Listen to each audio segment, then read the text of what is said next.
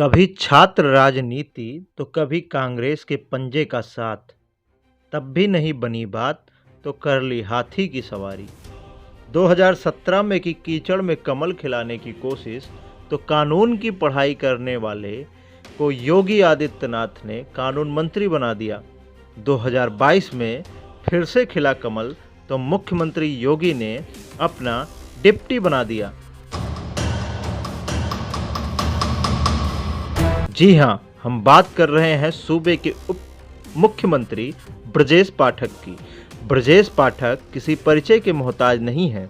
कभी बसपा का बड़ा ब्राह्मण चेहरा माने जाने वाले ब्रजेश पाठक को मुख्यमंत्री योगी आदित्यनाथ ने उत्तर प्रदेश में फिर से कमल खिलने पर सूबे के उप मुख्यमंत्री की कमान सौंपी है। उत्तर प्रदेश के मुख्यमंत्री योगी आदित्यनाथ ने इस बार 2 उप मुख्यमंत्री बनाए हैं।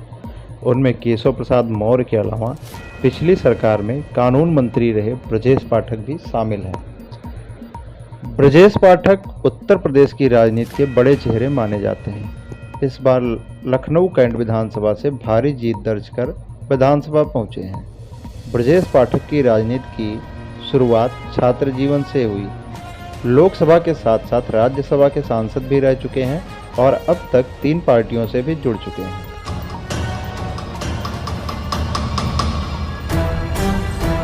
उत्तर प्रदेश की राजनीति में ब्रजेश पाठक किसी पहचान के मोहताज नहीं है।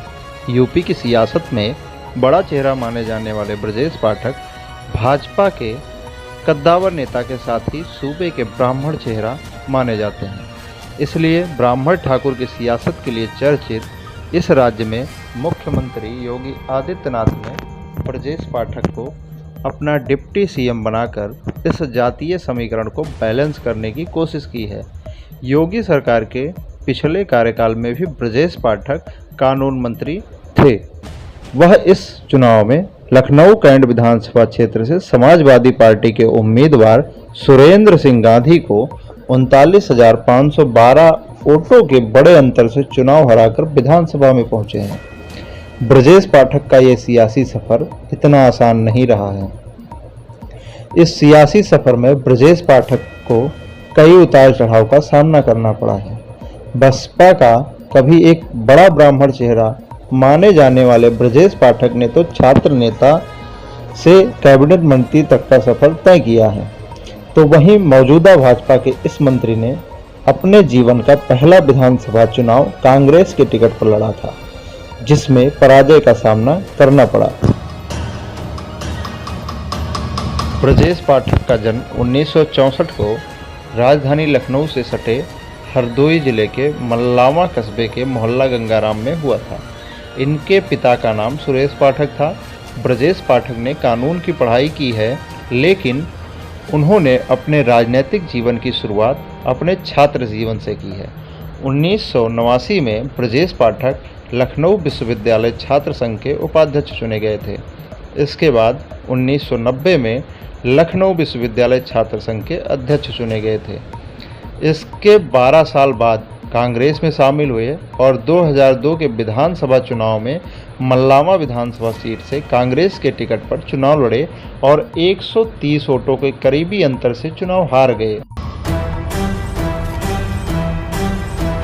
ब्रजेश पाठक ने 2004 के लोकसभा चुनाव में बसपा के टिकट पर उन्नाव सीट से भाग्य आजमाया तो राजनीति में पहली बड़ी कामयाबी मिली और चुनाव जीत गए। 2009 में बसपा मुखिया मायावती ने उन्हें राज्यसभा में जगह दिलाई और पार्टी का मुख्य सचेतक बना दिया। बसपा ने 2012 में इनकी पत्नी नम्रता पाठक को भी उन्नाव सदर सीट से टिकट दिया, लेकिन वो चुनाव हार गई। मायावती के कार्यकाल में नम्रता पाठक यूपी राज्य महिला आयोग की उपाध्यक्ष भी रह चुकी हैं और उन्हें राज्य मंत्री का दर्जा मिला हुआ था। 2014 की मोदी लहर में ब्रजेश पाठक ने उन्नाव से हाथी की सवारी करनी चाहिए, लेकिन तीसरे स्थान से संतोष करना पड़ा। राजनीति में इतने लंबे कैरियर की वजह से ब्रजेश पाठक अब तक सियासत के मौसम को परखना सीख चुके थे। 2017 के यूपी विधानसभा चुनाव से करीब 6 महीने पहले उन्होंने बीजेपी का कमल थाम लिया। 2017 में भाजपा से उन्हें लखनऊ सेंट्रल से चुनाव लड़ने का टिकट मिला और वह अखिलेश सरकार में तब तक कैबिनेट मंत्री रहे रविदास मेहरोत्रा को 5000 से ज़्यादा वोटों से हराकर विधानसभा में पहुंच गए। यूपी विधानसभा में यह उनकी पहली एंट्री थी और उन्हें मुख्यमंत्री योगी ने कैबिनेट मंत्री बनाया। इस बार उन्होंने लखनऊ कैंट से किस्मत आजमाई और शानदार सफलता पाकर उप मुख्यमंत्री की कुर्सी पर विराजमान हुए।